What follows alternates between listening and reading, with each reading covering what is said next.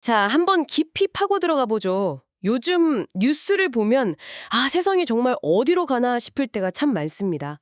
뭐 기후 위기부터 시작해서 지정학적 갈등까지 뭔가 거대한 파도가 밀려오는 듯한 그런 불안감 다들 느끼실 거예요. 이런 시대일수록 우리가 본능적으로 어떤 희망, 어떤 궁극적인 해답을 찾게 되는 것 같거든요. 오늘 저희가 다룰 자료가 바로 그 지점과 맞닿아 있습니다. 청취자 한 분께서 위트니스 오 교수의 저서 영원한 천국, 새 하늘과 새 땅의 신학 발췌본을 보내주셨어요. 기독교 종말론의 정점이라고 할 수 있는 새 예루살렘에 대해 아주 학문적으로 파고들어 볼 텐데요. 그냥 천국은 좋은 곳 이런 막연한 요약을 넘어서요.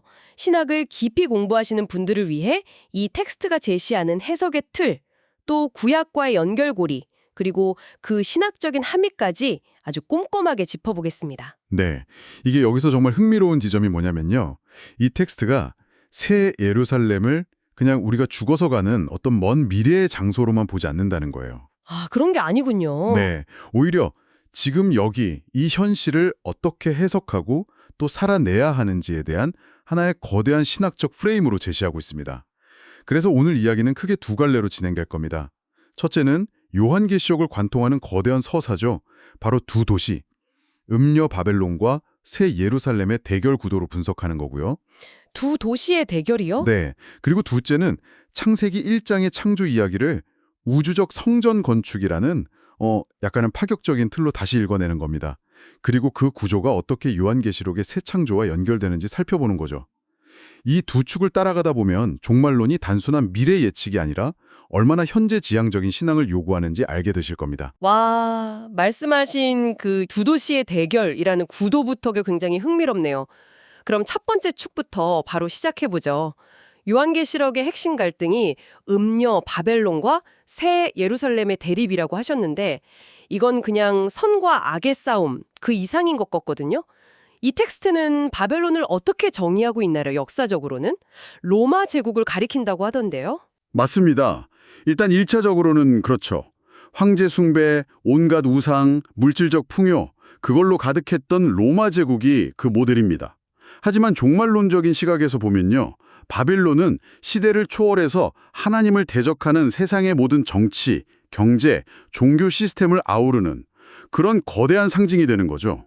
그러니까 사탄이 통치하는 땅의 도시, 뭐 이런 개념이군요. 바로 그겁니다. 본문이 계시록 17장을 인용하면서 이 바벨론과 적그리스도의 관계를 아주 생생하게 묘사하는데요. 음녀가 붉은 짐승, 즉 적그리스도 위에 올라타 있어요. 네, 여기서 이긴 자는 무슨 영적인 슈퍼맨 같은 특별한 소수를 말하는 게 아니고요. 로마 제국의 황제 숭배 요구처럼 세상의 우상 숭배적 시스템에 타협하지 않고 순교를 각오하면서까지 믿음을 지켜낸 모든 신자들을 가리키는 거죠. 바로 그 지점에서 투쟁적 영성, 그러니까 combative spirituality라는 개념이 등장하는 거군요. 바로 그겁니다. 이게 현실 도피적인 신앙하고는 좀 반대 개념이에요. 천국 갈 거니까 이 세상은 뭐 대충 살자, 이게 아닌 거죠. 오히려 미래의 최종 승리, 즉 새 예루살렘이라는 결승점을 분명히 알기 때문에 현재의 고난과 죄악이라는 이 경기장에서 더 담대하게 싸워나가는 그런 능동적인 태도를 말합니다. 마치 결승점을 정확히 알고 뛰는 마라톤 선수처럼요. 지금 당장은 숨이 차고 힘들어도 최종 승리가 보장되어 있으니까 포기하지 않고 한 걸음 더 내딛는 것. 히브리서에서 아브라함이 이삭을 바칠 때 하나님이 그를 죽은 자 가운데서 다시 살리실 줄로 생각했다고 말하잖아요. 바로 이런 믿음이 투쟁적 영성의 본질입니다. 미래의 승리를 현재로 끌어와서 싸우는 동력으로 삼는다. 와, 굉장히 역동적인 신앙관이네요. 이 투쟁이라는 개념을 생각해 보니까 이게 단순히 개인의 영적 싸움을 넘어서 이 텍스트가 그 싸움의 무대 자체를 아주 거대한 우주적 스케일로 확장시키는 것 같아요. 이게 자연스럽게 두 번째 축인 우주적 성전 이야기로 연결되는 지점이겠네요. 정확하게 보셨습니다. 새 창조로 이해하려면 첫 창조를 제대로 봐야 하는데 본문은 존 월톤 교수의 기능적 창조 개념을 빌려와서 아주 새로운 관점을 제시하거든요. 잠시만요. 창세기 1장을 기능적 창조로, 그러니까 우주적 성전 건축으로 해석하는 건 굉장히 파격적인데요. 우리가 흔히 아는 무에서 유를 창조했다는 전통적인 관점하고는 꽤 다르잖아요. 이런 해석에 대해서 신학계에서 다른 의견은 없나요? 물론 이게 유일한 해석은 아닙니다. 하지만 고대 근동의 세계관을 고려하면 대단히 설득력 있는 해석이죠. 아, 고대인들에게 존재한다는 건 물질이 있냐 없냐의 문제라기보다 기능과 목적이 부여되었는가의 문제였거든요. 이런 렌즈로 창세기 1장을 다시 보면 하나님은 마법사처럼 짠! 하고 물질을 만드신 게 아니라 혼돈, 토후와 보후루라고 하죠. 이 텅 빈 건물에 들어오셔서 너는 조명이 되어라, 너는 수도시설이 되어라 하고 각자에게 역할과 목적을 부여해주는 거대한 우주적 설립자에 가깝습니다. 우주적 설립자라니 이미지가 확 와닿네요. 네, 첫 3일간 공간, 즉 성전의 구조를 만드시고 다음 3일간 그 공간을 채울 기능자들, 성전의 기물들이죠. 이걸 배치하신 뒤에 일곱째 날의 왕처럼 그 성전에 좌정하시어 안식, 즉 통치를 시작하시는 그런 그림인 거죠. 아, 단순히 7일간의 과정을 나열한 게 아니라 하나의 거대한 신학적 선언문으로 읽어야 한다는 거군요. 맞습니다.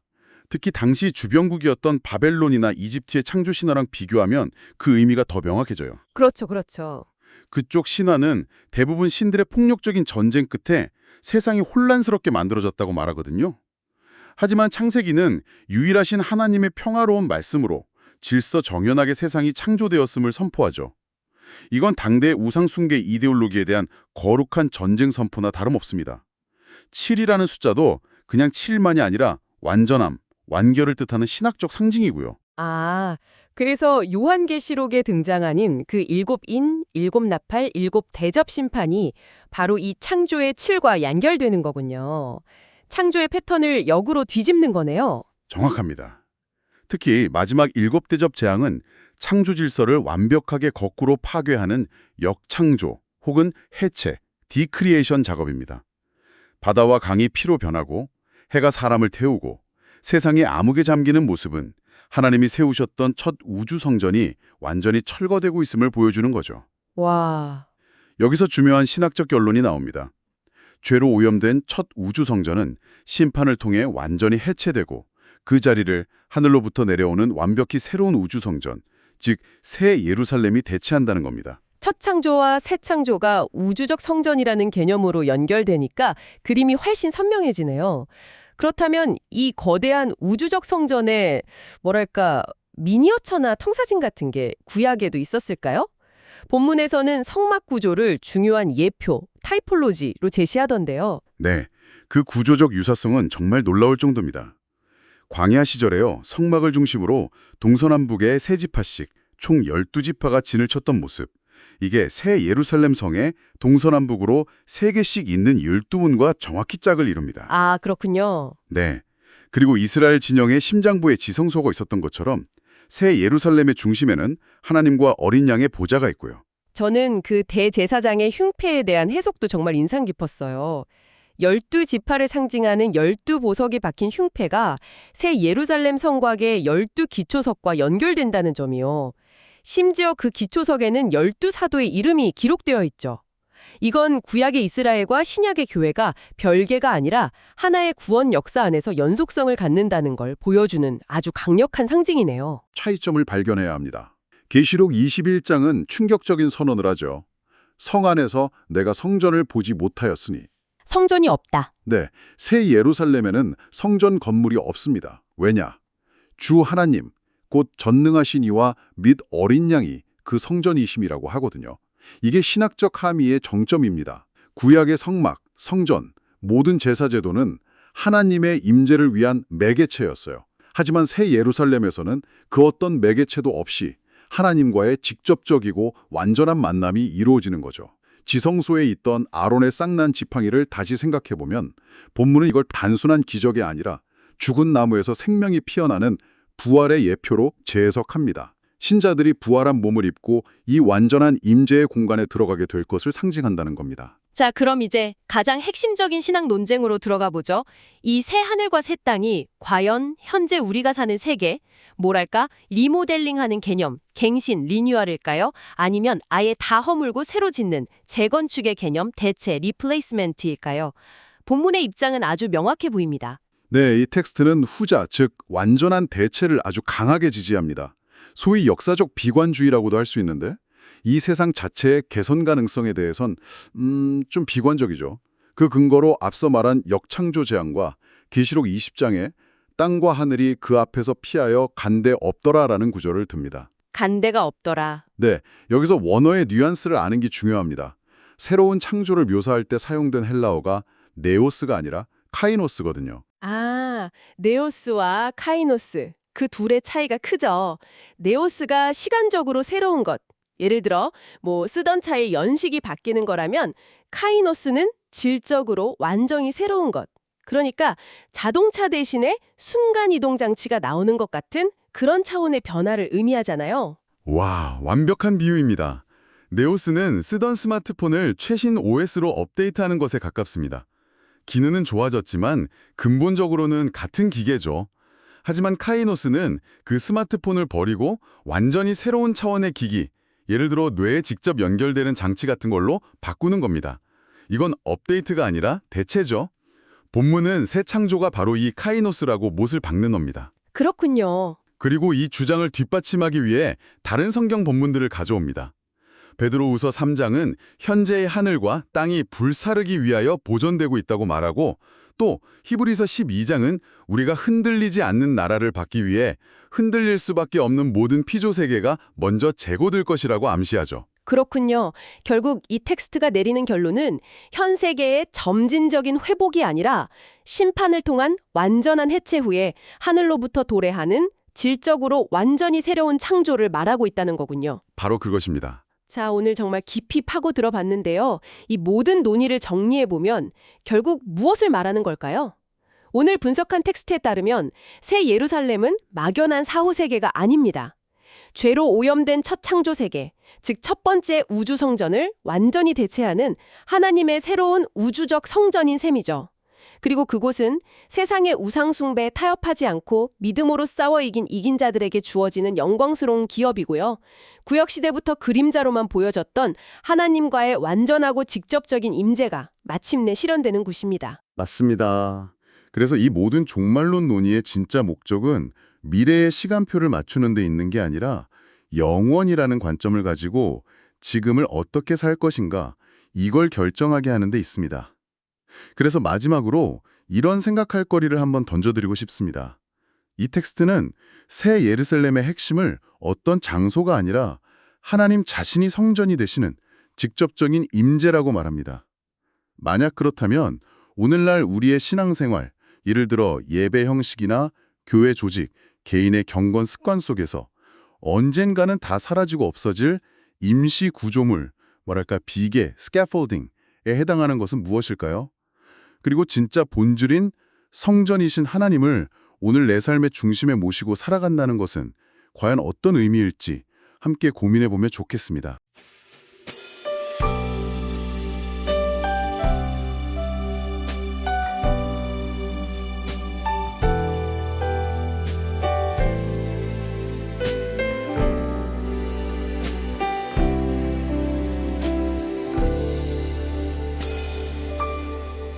저 멀리 외는 나의 시온성 오 거룩한 곳 아버지 집 내 사모하는 집에 가고자 한 밤을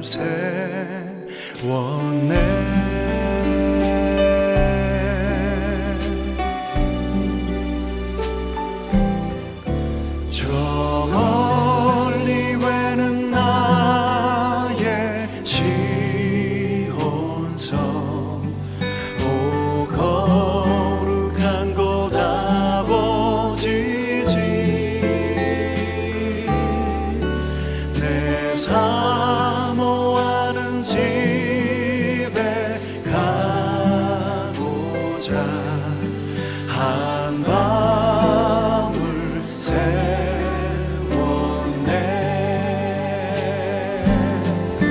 저 망망한 바다 위에 이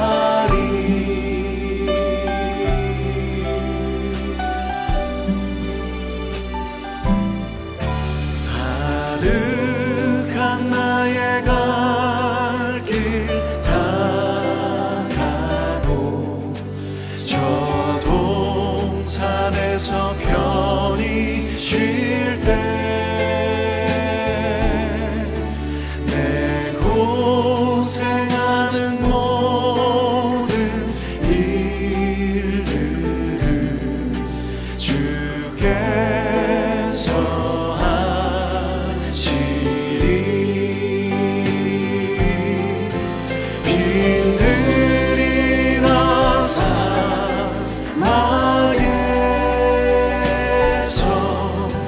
이 몸이 오갈지라도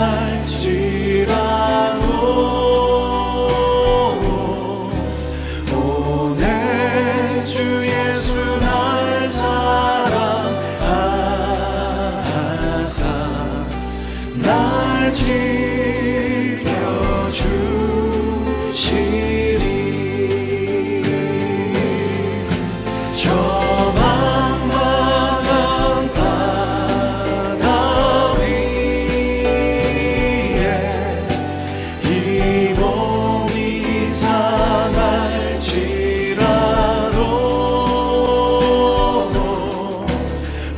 오늘은 이곳 내일은 저곳 주복음 전하리 오늘 주 예수 날 사랑하사 날 지켜주시